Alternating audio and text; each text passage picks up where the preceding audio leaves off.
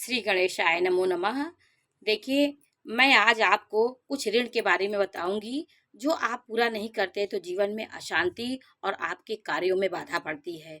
आपके जीवन में हमें अपने प्राचीन साहित्य के अनुसार अपने ऋणों को भी जानना चाहिए। किस ऋण को हम ना चुकाने से हमारे किस प्रकार की अशांति होती है।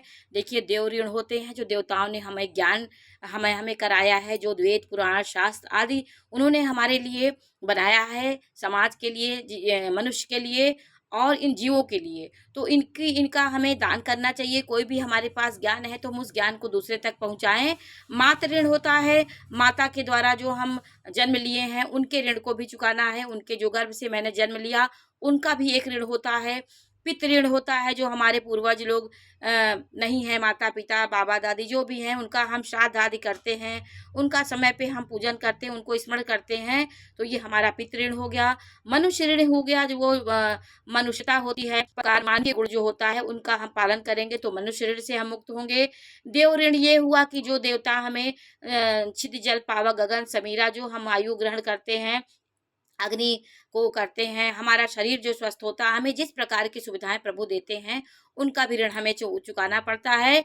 और देवताओं की पूजा पाठ, उनके मंत्रों की ध्वनि, उनका आह्वान करके हम पितृ ऋण से मुक्त होते हैं। प्राचीन ग्रंथों में 3 ऋण बताए गए, मातृ पितृ और ऋषि ऋण।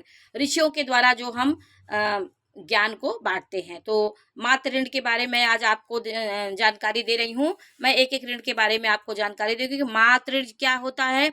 मातृ ऋण यदि आपके ऊपर है तो आपकी किस प्रकार की प्रवृत्ति होगी, कैसा आपका जीवन होगा। अशांतपूर्ण जीवन होता है यदि मातृ ऋण आपने पूरा नहीं किया। आपको माता के प्रति आप तो दिन भर आप अशांत रहेंगे, आपके कोई कार्य नहीं बनेंगे, कार्य बनने से पहले बाधाएं आएंगी, मन अशांत रहेगा, आप डिप्रेशन के शिकार होंगे, खुशी नहीं मिलेगी, संतोष आपको नहीं होगा, जीवन नाना प्रकार की परेशानियों का चिंता करेंगे और आप खुश नहीं रहेंगे। ये मातृ ऋण होता है। मातृ ऋण को पूरा करने के लिए आपको माता की सेवा करनी चाहिए। माता के समान जो स्त्रियां हैं उन्हें हम सेवा करें, उनकी चरण स्पर्श करें जो माँ के समान है, और माँ का हम विशेष ध्यान, माँ की खुशी यदि हम आशीर्वाद लेंगे तो हम मातृ ऋण से हमें मुक्ति मिलेगी। और सोमवार अमावस्या के दिन हम पीपल के पेड़ में दीपक जलाएं, दूध से हम अभिषेक करें, शिवलिंग का अभिषेक करें, और हर चीज का हमें यदि हम पाठ करेंगे और जीवन में नई क्रांति लाएंगे तो भगवान माँ के ऋण से मुक्त होंगे।